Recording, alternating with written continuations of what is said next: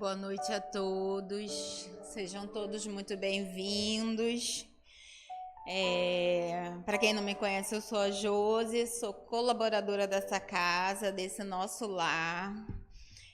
Estamos todas as quartas-feiras aqui reunidos. Hoje nós temos o nosso convidado, o senhor Paulo Jorge, que veio lá do Trabalhadores de Jesus em Cabo Frio, para poder passar um pouquinho de conhecimento para nós. Vou dar alguns recadinhos. Nós temos os estudos na casa, temos estudos presenciais e estudos online. Às terças-feiras nós temos estudo da mediunidade, às 18h30, pelo Meet. Quem tiver interesse em participar, querer saber um pouco mais, só entrar em contato ou falar com qualquer um de nós aqui, colaborador da casa. E às 20 horas nós temos o Céu e o Inferno, que também é sobre mediunidade, mas é para quem já está mais aprofundado, mas quem desejar participar pode também estar entrando em contato. Às quartas-feiras nós estamos aqui reunidos. Às quintas-feiras nós temos estudo presencial aqui na casa, às 17h30, coordenado pelo senhor Adriano. Quem quiser vir na casa é muito bem-vindo. E nós temos às 20 horas o estudo do livro do Evangelho e do livro dos Espíritos. Também é online. Também quem desejar participar é muito bem-vindo. Entre em contato, que é muito engrandecedor. E nossa evangelização, que acontece aos sábados, de 8 às 11 horas da manhã. Estamos sempre precisando de colaboradores. Quem puder, não precisa ser evangelizador, não precisa vir ensinar nada, pode vir apenas ajudar a dar uma comidinha, a lavar uma loucinha, a levar uma criancinha no banheiro. Qualquer ajuda é muito bem-vinda. E teremos, para quem não conhece, nós temos o Cantinho Chico Xavier, que é um cantinho onde temos diversas obras espíritas, vários... É uma livraria onde nós temos vários. Ela está no novo endereço, que fica ali próximo ao terminal de ônibus, lá embaixo. Para quem é antigo aqui em São Pedro, próximo à padaria do Português, famoso Português, próximo ao Banco do Brasil, que todo mundo conhece, fica lá.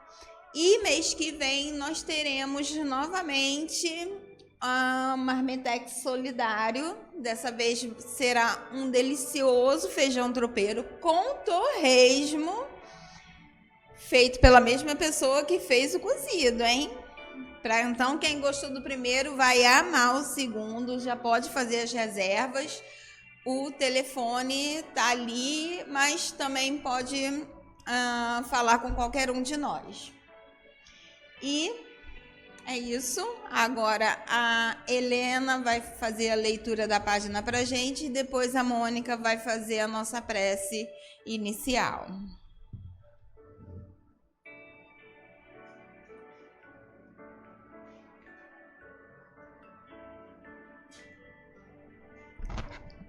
Boa noite a todos.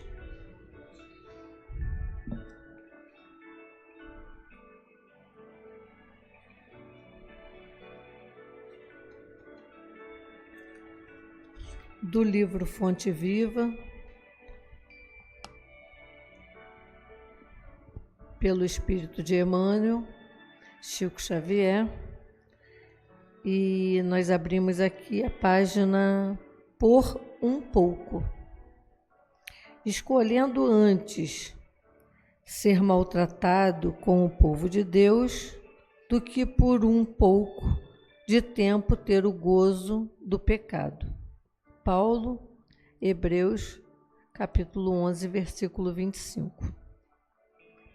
Nesta passagem, refere-se Paulo à atitude de Moisés, abstendo-se de gozar por um pouco de tempo das suntuosidades da casa do faraó, a fim de consagrar-lhe-se a libertação dos companheiros cativos, criando imagem sublime para definir a posição do Espírito encarnado na terra.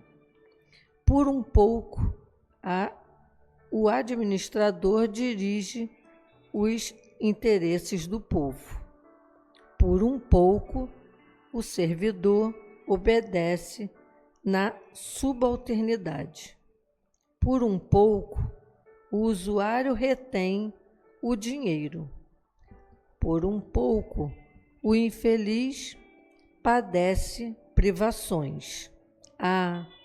Se o homem reparasse a brevidade dos dias de que dispõe na terra, se visse a desigualdade dos recursos com que pode contar no vaso de carne em que se movimenta, certamente semelhante percepção diante da eternidade dar-lhe-ia novo conceito da bendita oportunidade, preciosa e rápida, que lhe foi concedida no mundo. Tudo favorece ou aflige a criatura terrestre simplesmente por um pouco de tempo. Muita gente, contudo, vale-se dessa pequenina fração de horas para complicar-se por muitos anos. É indispensável fixar o cérebro e o coração no exemplo de quantos souberam glorificar a romagem apressada no caminho comum. Moisés não se deteve a gozar, por um pouco, no clima faraônico, a fim de deixar-nos a legislação justiceira.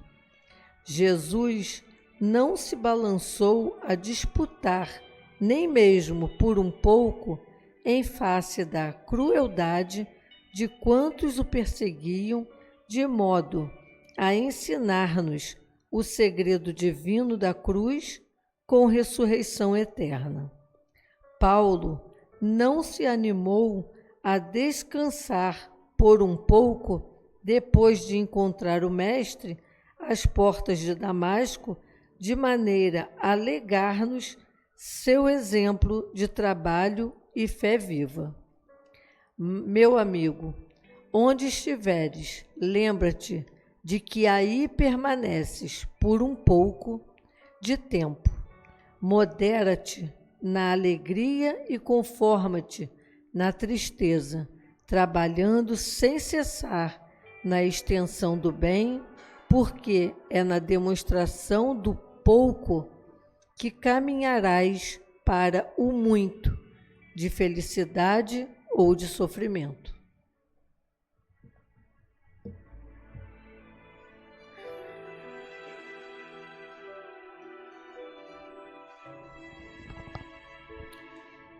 Boa noite, meus irmãos. Vamos aproveitar esse momento de serenidade, acalmar nossos corações, nossas mentes e agradecer a espiritualidade amiga por estarmos aqui reunidos em Teu nome, Senhor. Que possamos, através do Teu amor, da Tua confiança e do Teu carinho, absorvermos os aprendizados que teremos essa noite. Que possamos sempre ter um olhar de esperança, um olhar de amor e um olhar de caridade para conosco e para com o nosso próximo. E aproveitamos esse momento de pedir e estendemos esse pensamento e esses pedidos ao coração do nosso querido Paulo, que vai fazer para nós hoje a apresentação do seu estudo. Que a espiritualidade amiga o envolva, lhe protegendo e lhe dando o caminho certeiro para atingir aos nossos corações. Graças a Deus.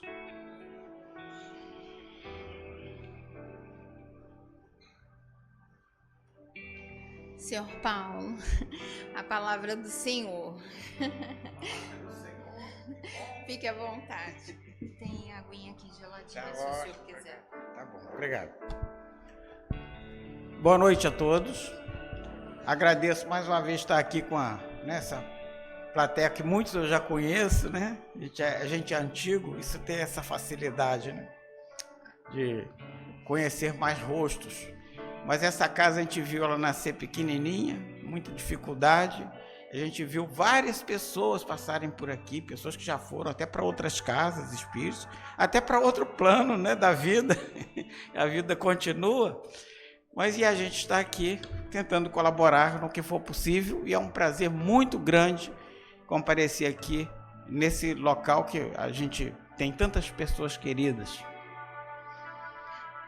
Já me anunciaram, Paulo Jorge, o senhor, a gente deixa para lá, porque, né, a gente já está íntimo, de alguns aqui eu sou até íntimo mesmo. Vamos falar de semear é confiar na colheita. Basicamente, isso versa sobre a parábola do semeador e sobre a sabedoria de Jesus, que era de falar sobre coisas que o povo manipulava. Porque se fosse falar de alguma coisa distante da realidade popular, certamente o que ele falasse seria esquecido tempos depois, mas ele falou de coisas que existiam, pescaria, da agricultura, do vinho, da vinícola, enfim, do que o povo lidava. E essas parábolas que ele contava permaneceram exatamente por causa da simplicidade das histórias. Histórias fictícias, com fundo moral, mas que ficam na nossa mente, porque os ensinamentos são indeléveis, né? A gente pode esquecer até a história, mas se alguém começar a contar, você já lembra e já associa a alguma coisa da sua vida.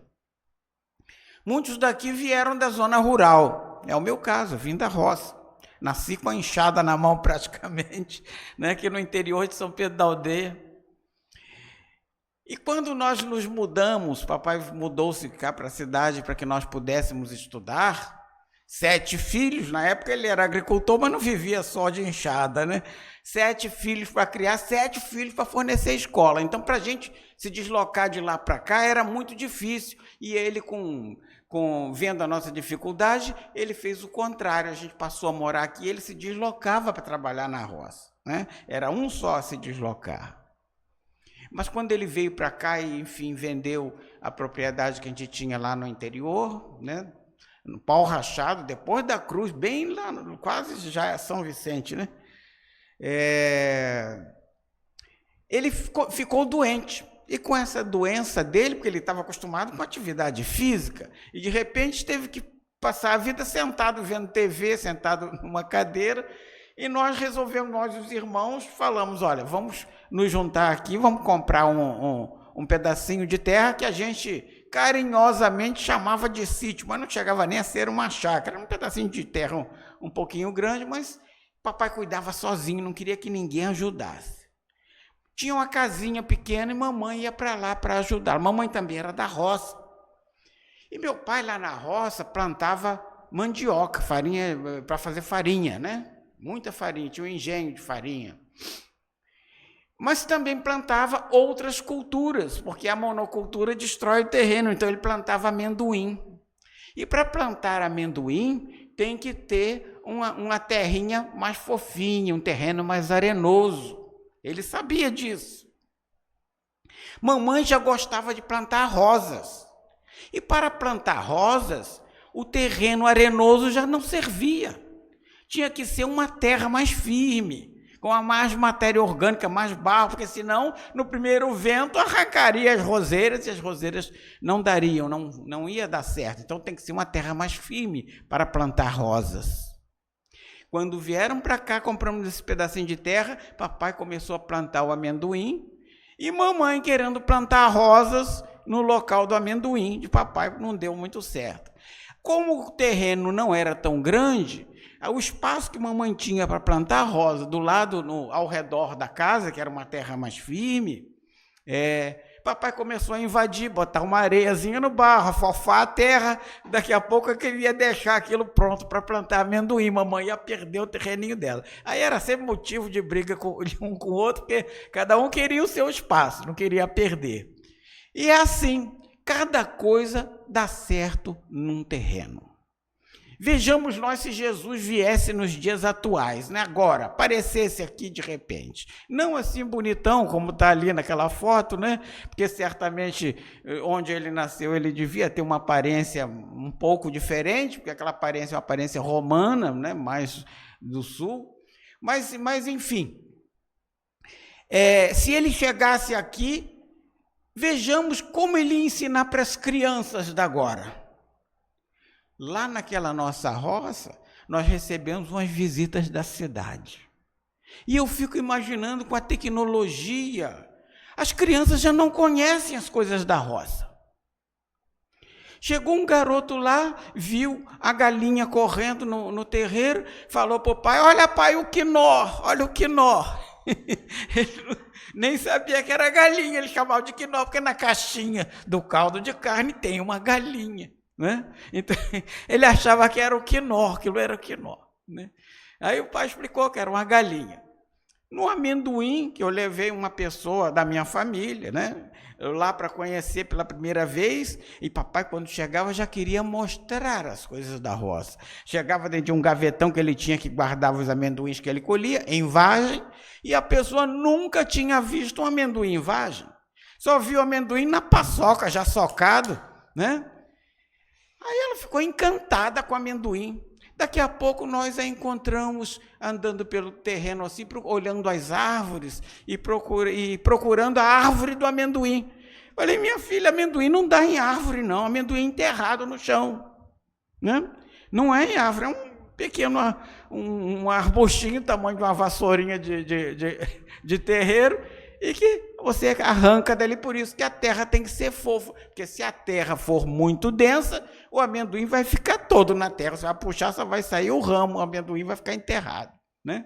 Então ela começou a ver, e olha só que as coisas, a tecnologia traz para a gente as coisas prontas, mas em compensação vai apagando aquela bagagem que a gente tem, porque nós já quase não conversamos uns com os outros, já não temos tempo para explicar isso para as crianças, e as crianças não querem mais saber disso, querem saber de consumir as coisas prontas que estão nas TVs, nos joguinhos, nos apelos.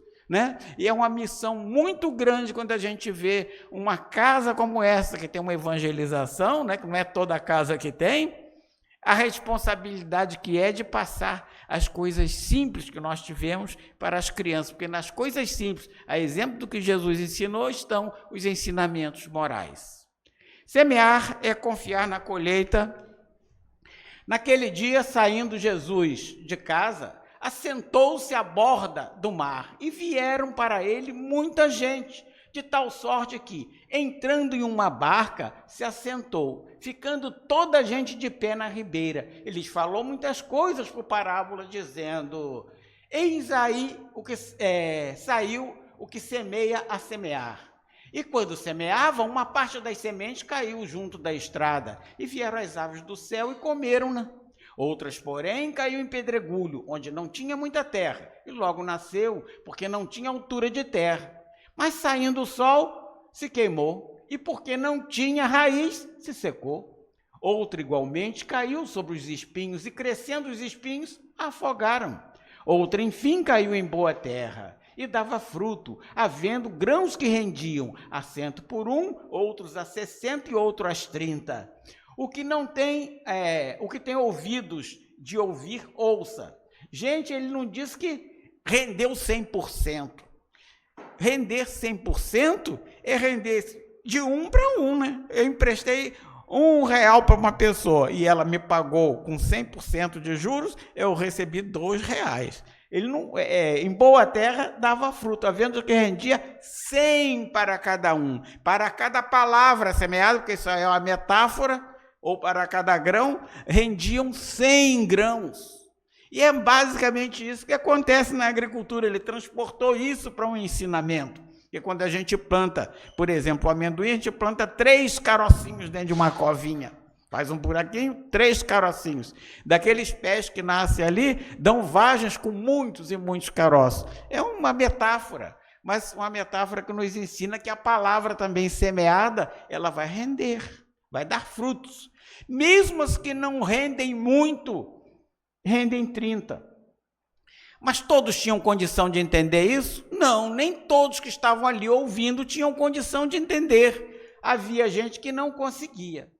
E um outro trecho nos fala assim, lá em Mateus: ouvi, pois, vós outros a parábola do semeador. Todo aquele que ouve a palavra do reino e não a entende, vem o mal e arrebata o que se semeou no seu coração. Este é o que recebeu a semente junto da estrada. Quando a pessoa recebe, mas como se diz no popular, entra por um ouvido e sai pelo outro, é como você jogar umas sementes para semear na estrada, as aves vão passar e vão comer, né? Não vai nascer um pezinho que seja. Mas a que recebeu a semente no pedregulho, esse é o que ouve a palavra e logo a recebe com gosto, porém ele não tem em si raiz, e antes é de pouca duração, e quando lhe sobrevém tribulação e perseguição por amor da palavra, logo se escandaliza. E tem gente que é assim mesmo, quando ouve alguma coisa, se encanta com aquilo.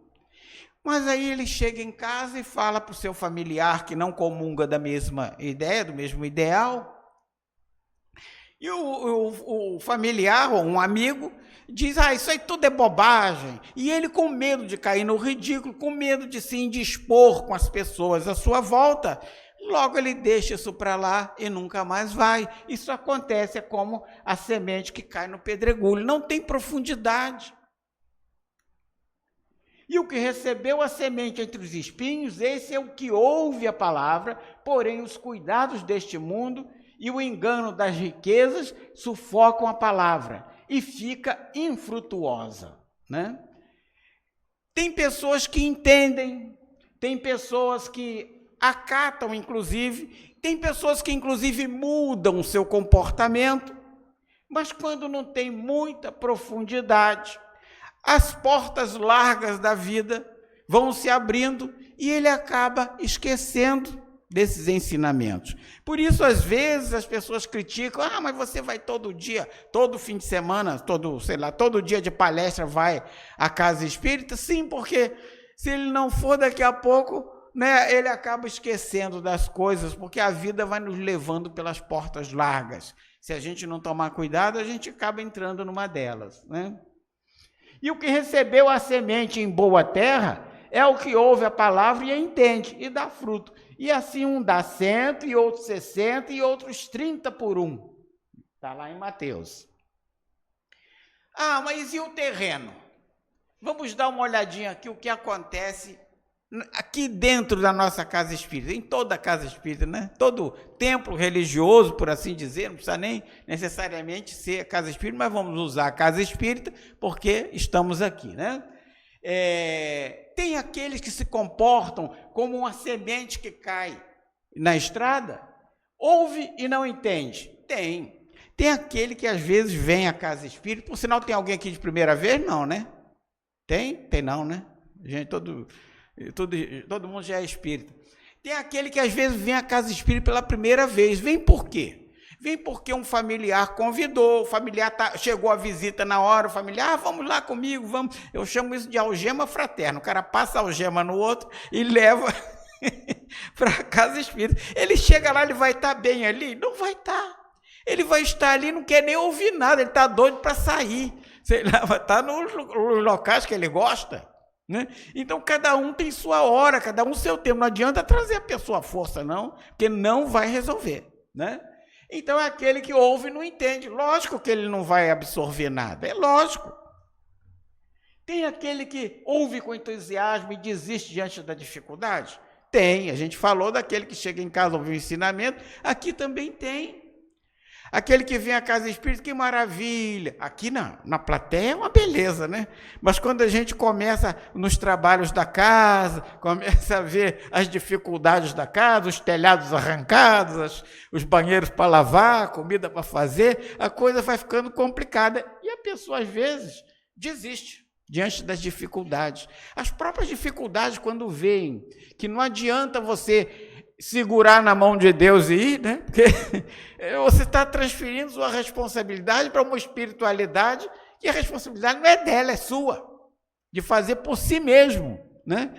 Então, lógico que a espiritualidade vai te ajudar, mas a reforma, quem tem que fazer é você, e não adianta tentar fazer no colega, não, que é mais fácil você tentar doutrinar o colega, mas doutrinar a si mesmo é difícil, né? Então, ouve com entusiasmo, mas diante da dificuldade, desiste. Tem aqueles colegas que ouve, entende, mas cede aos prazeres mundanos, que é como aquela semente que caiu nos espinhos, também tem. E esse talvez seja, assim, não muito raro. Aquele que você lida na casa espírita, a pessoa é ótima, é maravilhosa, mas às vezes quando ele sai no trabalho dele, ele não se comporta muito bem, ele briga com o colega, ele reclama dos colegas, na sua casa às vezes ele é violento, às vezes ele maltrata seus familiares. Então, a gente convivendo com ele dentro da casa espírita é uma maravilha, mas a gente não pode olhar as pessoas somente em ambientes isolados. Daí a responsabilidade. A responsabilidade das pessoas, né? Quando a gente vai botar alguém numa tarefa, é super complexo para um dirigente colocar alguém numa tarefa se ele não conhece essa pessoa profundamente. Porque às vezes essa pessoa começa a tarefa e vai abandonar na primeira dificuldade, vai largar ali. Ou às vezes ele tem um comportamento maravilhoso, você coloca ele numa atividade qualquer, na recepção, na evangelização, às vezes até na reunião mediúnica, mas quando ele sai, ele se comporta de uma maneira estranha. Gente, isso aí não é raro, não. Eu fico imaginando, trabalhei muito tempo em reunião mediúnica, inclusive fiz até um seminário aqui, e nas reuniões, fiquei um grande período de dirigente, né, e de esclarecedor, conversando com os espíritos que se manifestavam e tal. E eu sempre fui muito paciente com os espíritos, né, conversava, às vezes ele é um obsessor, mas ele é um irmão nosso, ele só está confuso, num dado momento ele vai cair em si e talvez mude seu comportamento. Eu era gentil com as pessoas.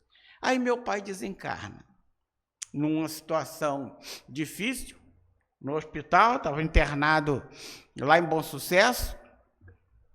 Eu fui para lá várias vezes com ele, com hepatite C, né? Foi complicando. Um belo dia ele desencarnou lá mesmo. E eu sonhava com o papai dentro do hospital, em vários atendimentos que eu já estava lá com ele. E papai chegava perto de mim: Paulo Jorge, não vai chamar o médico, não? O médico não vem? Eu falei: papai, calma. No início eu estava tão paciente com ele. Calma, pai. Algumas vezes eu sabia até que era um sonho entre aspas, né? Sabia até que era um sonho. Um belo dia eu falei, eu já tinha perdido um pouco a paciência, eu falei: papai, o senhor morreu. Aí ele ficou: ué, morri? Ele tomou um susto e nunca mais apareceu para mim. Olha que notícia ruim de se dar para um espírito que desencarna, né? Não pode ser assim, abruptamente, da mesma maneira que a gente não esclarece um parente. Eu falei para ele isso e depois eu falei: meu Deus, caiu em mim. Eu sou tão paciente com os espíritos que se manifestam lá na reunião mediúnica, e como meu pai eu não tive essa paciência, né? Isso bateu na minha cabeça, não fiquei muito bem com isso, né? Tive que digerir, passar.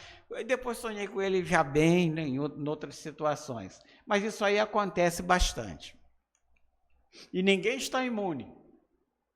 Então, como semear? Olha, o mais fácil é o caso 1. Escolher as sementes de acordo com o solo. Quando a gente fala de semente, a gente está falando das palavras, do que a gente vai dizer, do que a gente vai colocar para a plateia, para a evangelização. para os assistidos, que aqueles que vêm geralmente, pode ter até um ou outro simpatizante da doutrina, mas nem todos são, né? Às vezes o cara vem por necessidade mesmo. Lá no Trabalhadores, nós temos 100 famílias assistidas, cadastradas e assistidas, recebem cestas básicas 2 vezes por mês, e tem um assistente social, inclusive, que vai na casa das pessoas, porque antes estava assim meio difícil de controlar, né? Porque tem pessoas que vão buscar assistência em vários locais, vários centros religiosos, né? E às vezes acumulam, e às vezes jogam até coisa fora, né? Então, o assistente social passou porque o objetivo era ajudar, socializar a pessoa, de modo que ele conseguisse passar com aquele momento difícil e dali seguir, quando conseguisse emprego, conseguisse documentos. Muitos não tinham documentos, muitos não tinham condição de seguir em frente, precisavam de uma ajuda. E essa ajuda a casa dava. E mais as gestantes, mais de 30 gestantes, fora os outros que chegam e mais outros serviços que a casa tem, não vale a pena que a gente está falando. Mas eu só estou citando isso porque dentre esses assistidos, vinham as crianças juntos com as avós, com os pais. E uma criancinha dessa, ele chegou frequentando, desde a barriga da mãe, a gente já conhecia a criança. Nasceu, a gente já conhecia, ela já trazia no colo. E ficou grandinho, foi crescendo e ali ficou. Já estava indo, e a mãe, de outra religião, né, ia na igreja.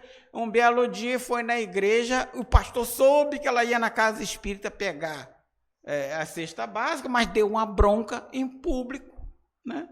Aquilo lá é coisa do diabo.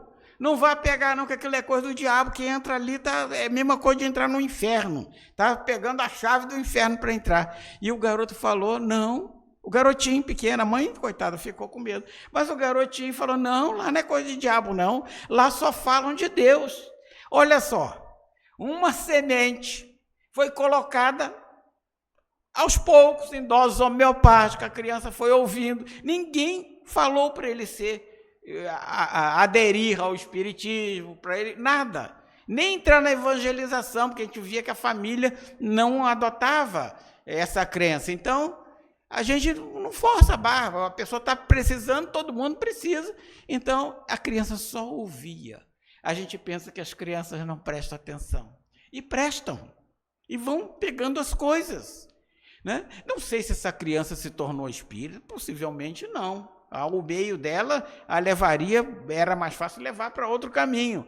Mas aquele ensinamento, certamente, ele levou para o resto da vida dele. Agora, tem a segunda parte ali, preparar o solo até que fique adequado. Às vezes a pessoa entra, ele quer fazer as coisas, não tem condição ainda.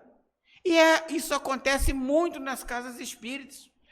O neófito chega, se encanta e já quer fazer tudo. Às vezes quer criar até tarefa nova e abandona no meio e fica para aquele mais atarefado levar a cabo, porque ele larga na metade, né? Mas a gente pode preparar aquele irmão e ir preparando aos poucos, de modo que ele, mais preparado, ele possa ser muito útil nas tarefas da casa, né? Isso é preparar o solo. Lembra aqui que eu falei que papai já estava querendo pegar o terreno da mamãe para plantar amendoim? Não servia, não dava para plantar ali, que era terreno duro. Mas ele foi botando uma areinha lavada, misturando com a enxada. Daqui a pouco aquele terreno já estaria bom para plantar amendoim, né? Preparando o solo para plantar outra cultura diferente. Do mesmo modo que a gente não pode pegar uma criança que está ali no ensino fundamental, que pode até ter aprendido as 4 operações, e você vai querer ensinar para ele uma equação do 2º grau. Não dá. A criança, o gosto que ele poderia estar adquirindo pela matemática, ele vai perder, porque ele vai achar aquilo muito difícil e ele incapaz, vai provocar um sentimento de incapacidade nele, uma frustração, e ele vai desistir até mesmo daquilo que ele estava começando a gostar. Então, é muito difícil a gente fazer isso aqui. E o terceiro, semear simultaneamente em todo tipo de solo. Gente, uma plateia de casa espírita, ou de qualquer tipo de plateia, às vezes uma palestra numa escola, uma palestra numa comunidade, há ali todo tipo de pessoas, né? Há pessoas mais raivosas, há pessoas mais doces, há pessoas com um raciocínio melhor, outras com mais dificuldade de raciocinar. Então, você tem que equilibrar, usar um diálogo, um discurso que possa atender a um e a outro. E aqueles que tenham ouvido de ouvir, vão entender. E o outro vai dar a impressão que o cara está jogando palavras ao vento. É exatamente isso que Jesus fazia. E olha que isso é dificílimo. É dificílimo a gente agradar, como se diz aí no ditado popular, a gregos e troianos. É difícil demais.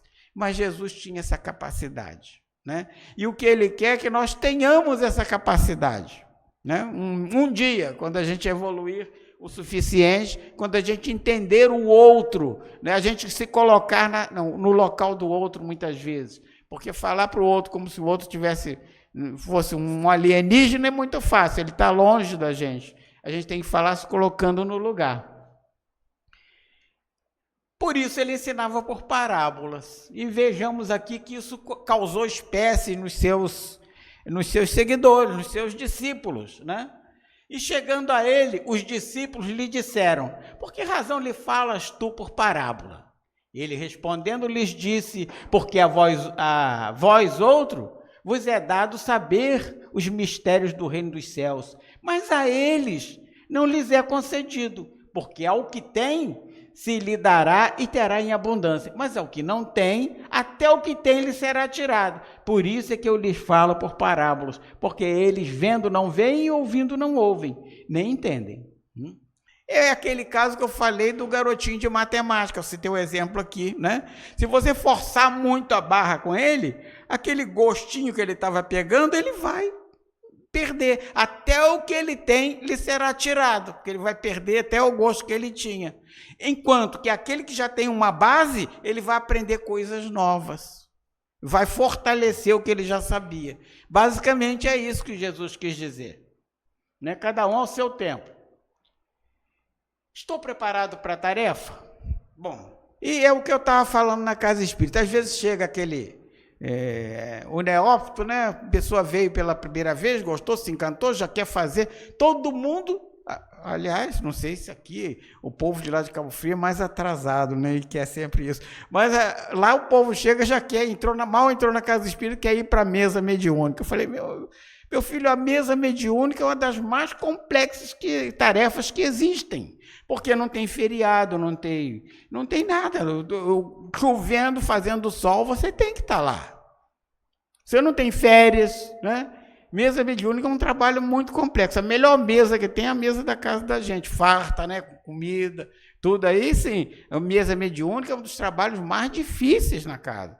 Exatamente, é difícil por quê? Porque é difícil você estudar e uma pessoa doce, atender a espiritualidade, um médium mesmo conhecer sua fisiologia, né? Estudar bem o livro dos médiuns.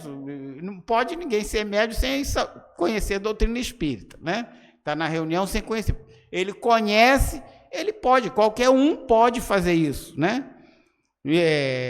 A gente sabe que todos nós temos, num nível maior ou menor, um certo grau de mediunidade, de percepção das coisas, né, que não são físicas. A gente tem, mas alguns têm mais propensão a desenvolver, outros mais limitação para desenvolver, né? Está lá no livro dos médiuns. Então, dos médiuns. A estes 12 enviou Jesus dando-lhes estas instruções, dizendo: por que enviou? Porque os discípulos de Jesus, a grande maioria analfabeta, queria sair para pregar para os gentios. Quem eram os gentios que dominavam a antiga Palestina? Primeiramente foram os gregos. Os gregos com uma cultura vastíssima. Até hoje tem a cultura grega enraizada em tudo que a gente vê pelo mundo afora, porque os gregos eram muito cultos à filosofia grega, a mitologia, e mais tarde os filósofos, né? Ela foi se entranhando nas coisas, e hoje em dia acredito que no Ocidente todo o Ocidente é permeado pela cultura grega de um modo ou de outro. Então, aquela região também era. Depois, os romanos também muito cultos. Então, aquelas pessoas, eram gentios por quê? Eram gentios porque não comungavam das mesmas crenças. Cada um tinha os seus deuses, tinha os deuses gregos, né? E os romanos também eram politeístas. Enfim, eles não acreditavam no Deus único, como o povo dali acreditava. E os discípulos queriam pregar para aquelas pessoas, mas não tinham condição. Não tinham condição, porque as pessoas, meia dúzia de palavras, iam derrubar o argumento dele e não ia dar certo. Então, Jesus, um sábio, né, disse a eles: não procureis os gentios, nem entreis nas cidades dos samaritanos. Porque os samaritanos, apesar de serem da mesma raça, os samaritanos eram distintos. Eram várias tribos. Os samaritanos mais distintos, porque não aceitavam alguns ensinamentos, né, que os outros praticavam, e por isso eles eram tidos como pessoas difíceis, vamos botar assim, difíceis de lidar, né? Então ele recomendou que não fosse procurar os samaritanos, mas ide antes as ovelhas que perecem da casa de Israel, e pondo-vos a caminho pregai, dizendo que está próximo o reino dos céus. Está lá no Evangelho de Mateus, mas as palavras de Jesus pelo Evangelho de Mateus, né? Então o que ele quis dizer com isso? Procure aquele que já acredita no Deus único, procure aquele que já acredita na reencarnação, acredita numa vida futura, na felicidade no reino dos céus, né? Não procure aquele que não acredite, porque você não vai ter condição de convencê-lo. Quem teve condição de convencer? Qual foi o discípulo que teve mais tarde? Paulo de Tarso.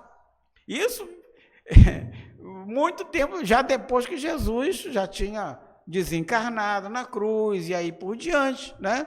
Esse sim, se hoje nós aqui estamos falando de cristianismo, de Jesus, nós agradecemos a Paulo de Tarso, porque se não fosse ele era culto, tinha ascendência grega e também ascendência romana, né?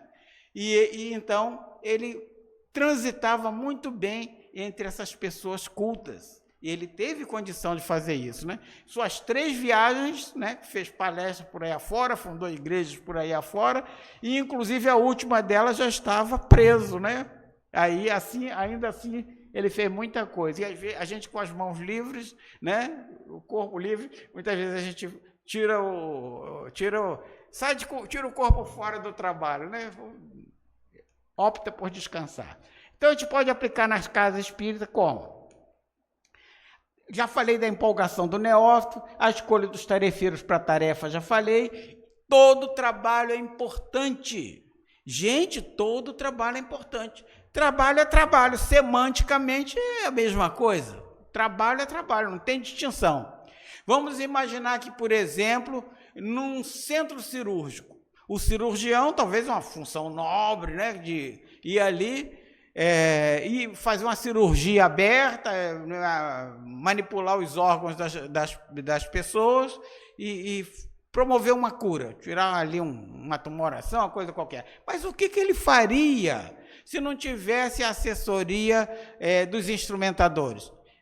Ninguém olha para a cara dos outros no centro espírita, no centro espírita, no centro cirúrgico, não. Né? O médico está ali envolvido, ele só estende a mão, tem os sinais, pelo sinal que ele faz com a mão, a instrumentadora já coloca o instrumento correto na mão dele. Não olha para a cara de ninguém. É assim que funciona.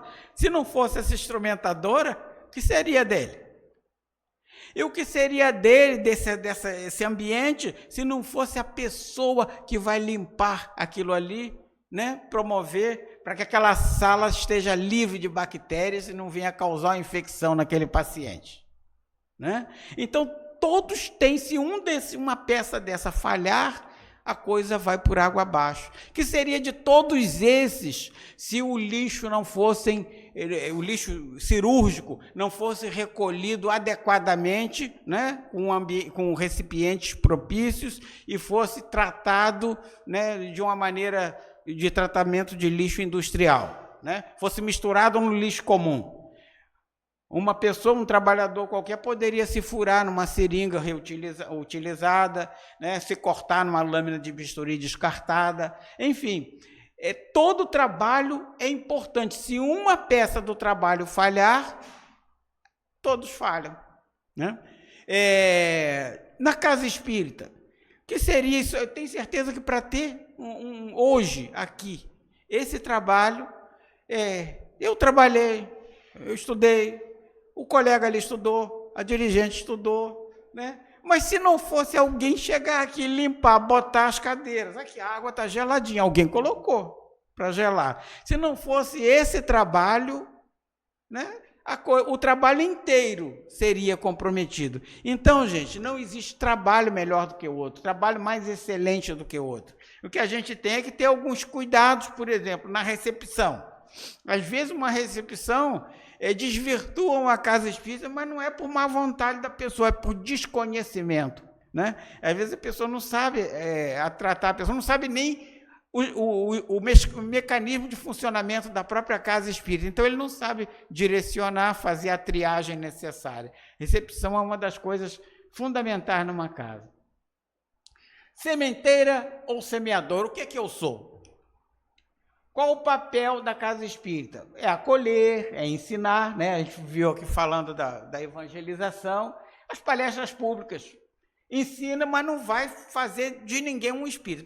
Palestras públicas, a palestra pública, ela é algo genérico, ela visa despertar em alguém a vontade de se aprofundar. Pegar um determinado tema abordado e, poxa, aquele palestrante, falou coisa errada aqui, vou dar uma estudadinha. E isso é positivo. Isso ajuda a pessoa que fez a palestra, ajuda também os colegas, o debate, a discussão em grupos, trabalhos em grupo, o estudo em grupo é de suma importância. Então, socorrer é uma das tarefas da casa espírita, porque a gente já estava falando aqui dos trabalhos assistenciais. Quem vem buscar aqui uma cesta básica, por exemplo, um cobertor, uma roupinha para o seu filhinho, ele não vem porque quer, não. Ele vem porque está em extrema necessidade. Então, não adianta você pegar aquela pessoa e sair doutrinando, porque ele não vai ouvir nada. Ele precisa do socorro imediato, naquele momento. No outro momento, não. Talvez seja a hora exata, mas naquele, não. Obras sociais socorrem, qualificação para atender o tipo de público que a gente já falou. Quando estarei preparado para semear? E aí a gente entra naquele apelo que você fez aqui, que eu até achei muito pertinente. Gente, eu não preciso ser uma sumidade para ajudar na evangelização. Tem sempre um trabalho que se pode fazer na evangelização, e eu presumo logo que em todo trabalho da casa há sempre alguma coisa que alguém possa fazer. Ninguém nunca está pronto. Nós estamos aqui num mundo de expiação e provas ainda. Então, quem está aqui, não tem ninguém em missão aqui, presumo, né? Deve estar aqui, todo mundo aqui numa situação de aprendizado. Eu e todos, né? Todos nós que aqui estamos, né? Não posso esperar que eu seja uma sumidade. É que nem aquela pessoa que espera. Quando eu acertar na loteria, vou lá ajudar a casa espírita que está precisando, o vento arrancou o telhado. Não, se eu for esperar acertar a loteria, eu não vou ajudar nunca, né? Tem que ser com o pouco que eu tenho. Reconhece o verdadeiro espírita pela sua transformação moral, pelos esforços que faz para dominar suas más inclinações. Então, não é aquele que parece bom, não, é aquele que está se esforçando para dominar suas más inclinações. E às vezes nós temos o hábito de dizer, mas fulano está ali na casa espírita todo dia, está se esforçando a beça. Aí passa por um conhecido num bar, que tem aqui ao longo da estrada, tem vários, né? Passa por conhecido no bar, já meio cambaleante, e já acha que aquela pessoa não está fazendo esforço. Às vezes o esforço que ela está fazendo, com o potencial que ela tem, às vezes é maior do que o que você está fazendo. Infelizmente, esforço é o tipo da coisa que a gente não pode medir. Não existe um equipamento para medir o esforço de um, o esforço de outro, né? Cada um tem o seu limite, né? Às vezes as pessoas estão se esforçando, mas às vezes falta uma mão para ajudar, às vezes falta um ombro amigo, falta um ouvido, né? Então já se falou, na casa espírita a gente semeia, nos nossos lares é super importante, porque não adianta a gente ser bonzinho aqui e não ser em casa. Na escola, né, os nossos dependentes, não botei dos nossos filhos, não, porque tem muito avô hoje que é mais pai do que os pais, né? Os pais, às vezes, estão noutra situação e os filhos acabam sob a guarda dos avós, né?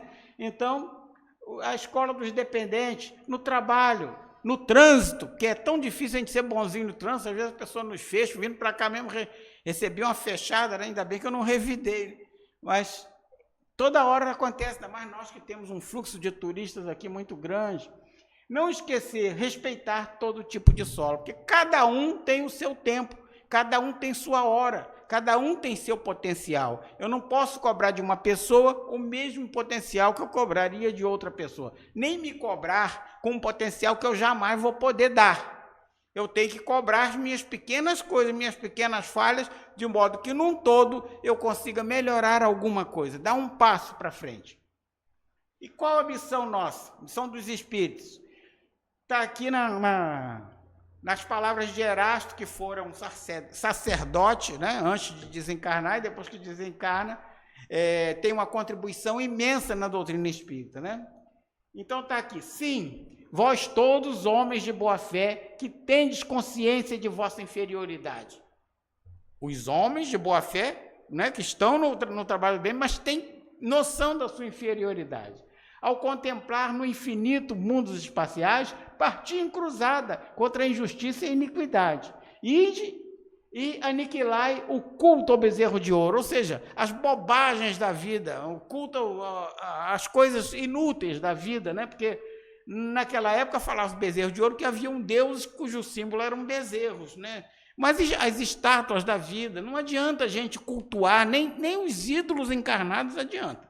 Entendeu? A gente cultuar, porque às vezes a gente se decepciona. Minha mulher que tem uma frase assim: nunca se aproxime de alguém que você gosta, de um ídolo, muito, senão você vai descobrir que de repente você não gosta tanto assim. Todo mundo tem defeito, né?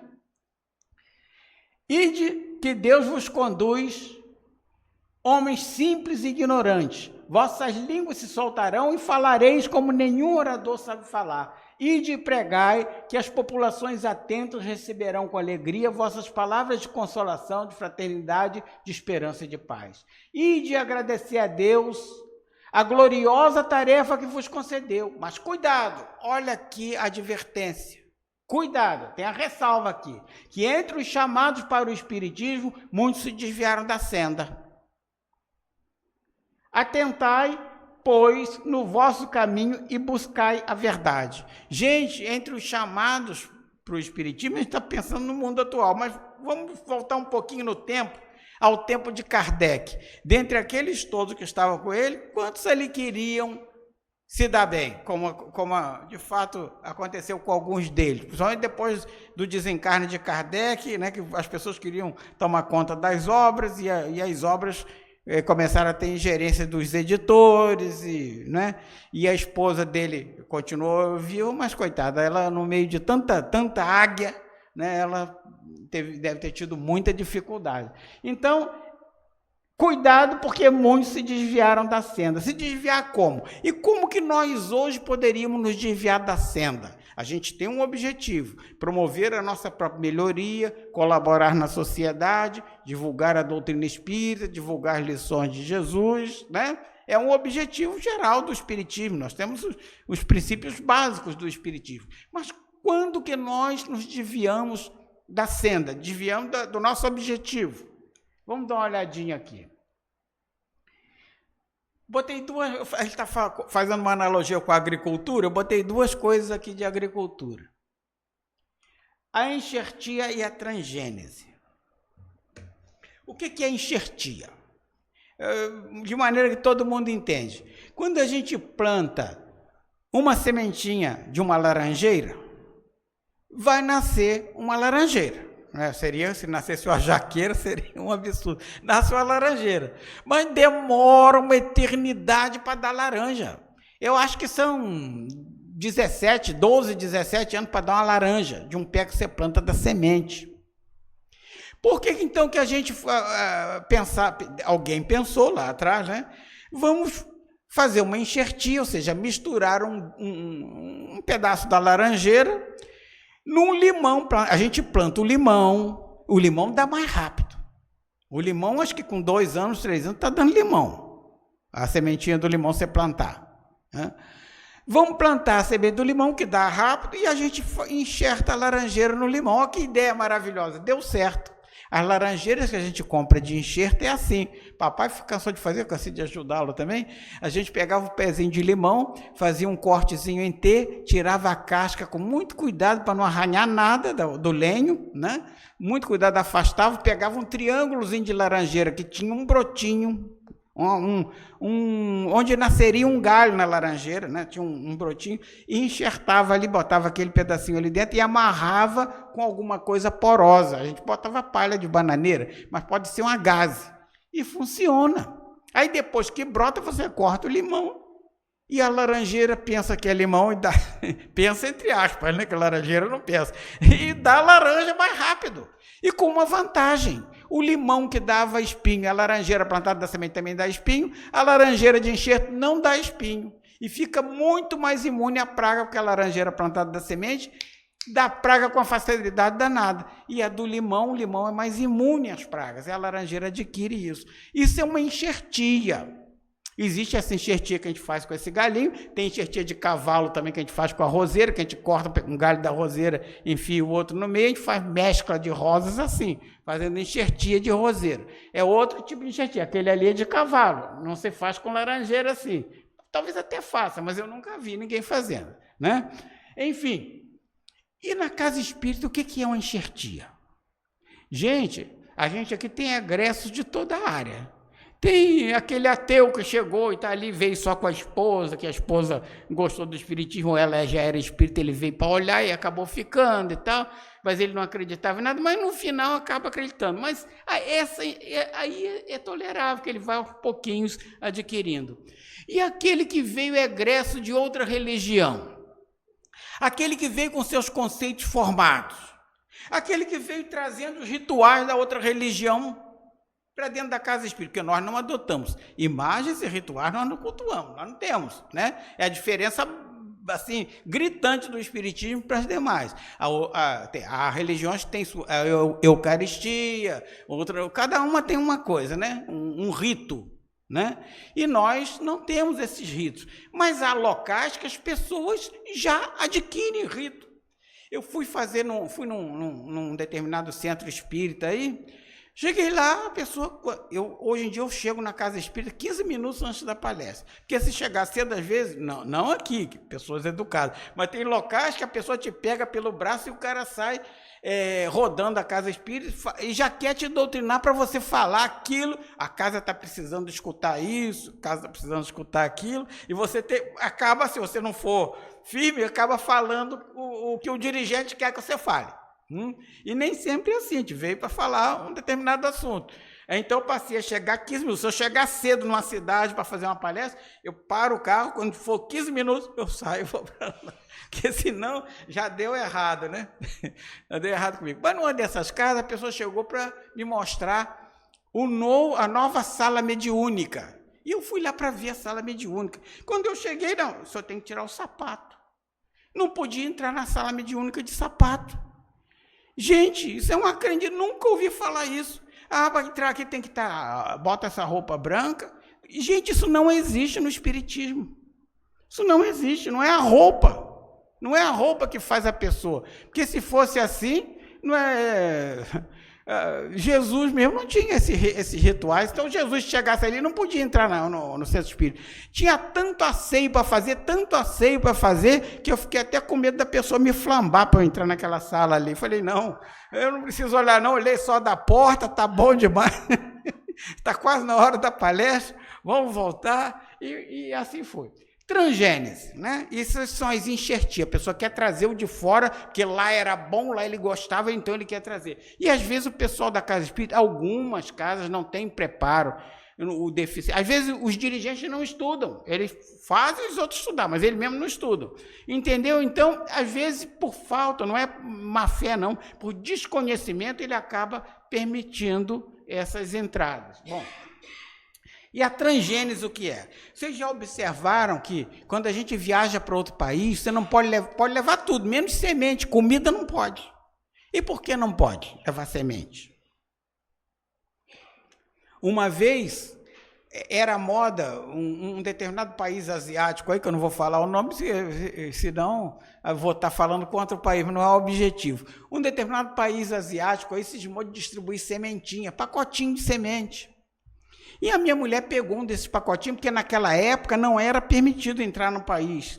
Uma dessas lojas deu de souvenir uma flor. Gente, ela plantou lá em casa, eu já era vacinado, porque eu era de roça, mas ela era urbana. Ela pegou lá onde eu plantei umas coisas e semeou, jogou essa sementinha. Olha, o troço nasceu. E cresceu, e quando nasceu a flor daquilo ali, era uma flor tão fedorenta que a gente ficou procurando onde o cachorro tinha feito as coisas, onde alguém tinha pisado, até descobrir que era aquele raio daquela flor. Olha, e até hoje eu estou lá tentando terminar com aquela flor e não consigo arrancar aquele troço dali, né? Opa! Aí, a gente fica falando dos outros, olha o que acontece. Até hoje eu não consigo arrancar aquele troço dali, né? De tão ruim que é. Mas por que é ruim?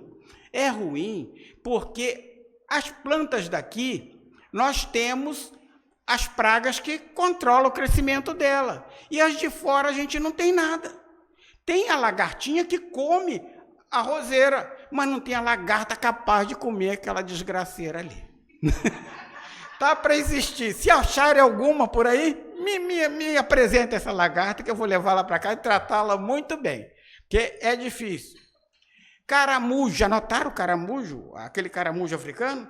Teve uma pessoa desavisada, naturalmente, viajou, deu um jeito, não sei como, contrabando aí, de trazer uns caramujos para cá, achando que era escargot. Jesus! Não era escargot, não era até bem diferente. O troço proliferou, era caramujo africano, proliferou de uma tal maneira, lá no shopping de Cabo Frio, aquele terreno é infestado de caramujo, né? Caramujo africano, e não houve, aí quando ela descobriu que não era escargot, o que ela fez? Libertou os caramujos, e aquilo, como não tem predador aqui, lá tem as aves que pegam aqueles caramujos, por isso que eles não proliferam, mas aqui não tem. E o único que tem, que é capaz de comer, as pessoas ainda estão matando, que é a gambá. O gambá come aquilo ali. Lógico que ele não dá conta de tanto caramujo, mas que come. Observem só, quando vocês estiverem lá perto do shopping, observe aquele caramujinho, não é muito grande, não. É igual tipo aquele, que é da roça, que já viu aquele que a gente chamava de corongondó dentro da água, que dá no fundo da água, né? É um caramujinho pretinho assim, né? O nosso caramujo aqui, ele é maior, mais compridão. Mas esse não, é pequenininho. Transgênese. Então, a gente não pode deixar que uma coisa de fora, uma coisa fabricada, tem muita seita aí fabricada, a seita não é nada. A seita, ela é uma coisa que visa o lucro de um ser humano que está ali explorando outros. E às vezes, quando você vê, aquilo vai se imiscuindo, se misturando na casa, e quando vê a casa já está dando aso àquelas ideias, né? Então, essas transgêneses, depois você não consegue acabar, é difícil. Então, e aí é que Erasto deu aquele conselho, né? Muitos se desviam das sendas, a maneira de nós nos desviarmos hoje da senda é essa, né? Nós temos uma semente linda na codificação aqui, que é a codificação espírita. Não vou dissecar a respeito, porque isso aqui está lá no meu site, eu deixo no final. Vocês podem entrar lá, baixar esse material. Se não conseguir, me avisa que eu mando para o e-mail de vocês, tá? Eu tenho isso aí, eu mesmo construí essa palestra. Quem são os semeadores da atualidade? Nós que temos uma semente tão boa para semear, né, que é a codificação espírita. Quem são os semeadores? Semeadores, basta a gente chegar em casa e olhar no espelho, ali está um semeador. Semeador somos nós, gente. Olha a responsabilidade enorme. Paulo de Tarso se encarnou, não sei onde foi, né? Os demais discípulos, né, cada um foi morto violentamente, né? Saiu da vida física com violência, requinte de crueldade, não sei por onde andam. Eu sei que hoje em dia os semeadores que tem, nós que estudamos, praticamos o bem e procuramos. Então, para a gente refletir, o que importa na vida não é o ponto de partida, mas a caminhada. Caminhando e semeando, no fim terás o que colher. Parece que foi um espírita maravilhoso que falou essa palavra, né? Mas nem espírita era. Foi Cora Coralina, né? Palavras dela, né? Se a gente caminha na vida, né? O que importa não é o ponto de onde você começou, quando você começou. Quando que entrou isso na minha cabeça? Não sei quando, né? A caminhada, o longo caminho que é importante. Semeando, no fim, eu vou ter o que colher. Tudo que a gente semeia, a gente colhe. Né? Então, o meu site está ali embaixo, paulojorge.net.br. Eu tenho um site de arte também, paulojorge.arte.br. Não é o de arte, porque o de arte é mais fácil achar no Google, né? Esse é o .net, que é o site espírita, né? Então, eu tenho essa palestra lá, tenho outras, tantas contribuições. Tudo que eu faço, eu deixo à disposição para quem quiser poder usar. Muito agradecido pela oportunidade, que Jesus nos ampare hoje e sempre.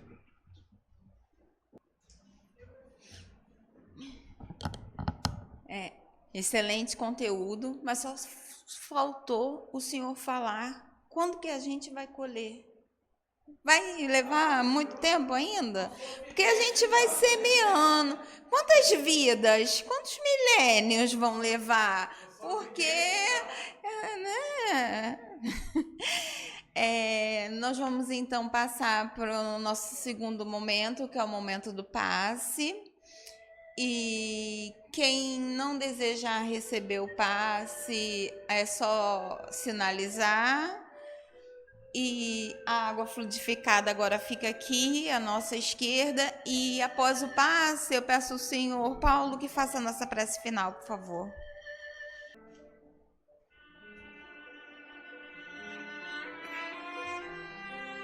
Elevemos nosso pensamento a Deus, nosso Pai, a Jesus, nosso irmão maior, nosso modelo e guia, para agradecer por esses momentos de reflexão, onde temos a oportunidade de estudar lições deixadas por nosso Mestre Jesus e tantos outros que o seguiram. Agradecer por termos a codificação espírita, que nos dá um entendimento claro e não dispensando a presença de alguém que leia e interprete para nós. Nós mesmos temos condição de ler e entender. Agradecer pelas casas espíritas que acolhem, que ensinam, que abraçam tantos sofredores por aí afora, em especial aqui em São Pedro da Aldeia, aqui nesta casa. Agradecer a tantos irmãos bons que encontramos pelo caminho, que no momento de aflição nos estendem a mão, nos mostram um horizonte quando a desesperança já nos impedia de ver. Nós pedimos, Mestre Jesus, que oriente nossos governantes, aqueles que têm poder de mando, aqueles que têm o dever de conduzir da melhor maneira países, municípios, estados,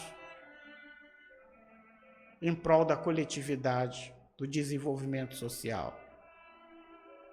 Que nós todos sejamos capazes de colaborar com o mundo que nos cerca da melhor maneira possível. Muitas vezes somos imbuídos da vontade de fazer algo grande, de olhar para o exterior, olhar para os sofredores de fora, e não nos damos conta de que ao nosso lado, muitas vezes nas nossas próprias casas, também tem uma pessoa necessitando da nossa ajuda. E a nossa colaboração deve ser imediata quando detectamos o problema. Todos temos a capacidade de colaborar com alguém, com alguma coisa. Agradecemos, Jesus, pela comida à nossa mesa, mas rogamos que na mesa daquele que está agora passando fome, ele também possa ter essa fome saciada, quer seja pela caridade de alguém ou por encontrar alguma oportunidade ao longo da vida.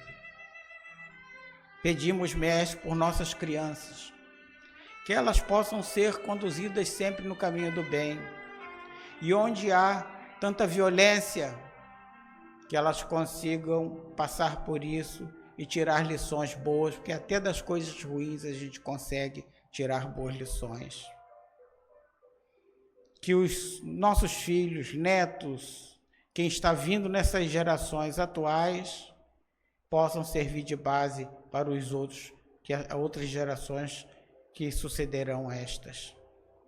Agradecemos, Jesus, por tudo. Rogamos que possamos levar essas energias que aqui adquirimos para os nossos lares e para distribuir com aqueles que lá ficaram e com aqueles que encontremos pelo caminho. Agradecemos por tudo. Assim seja.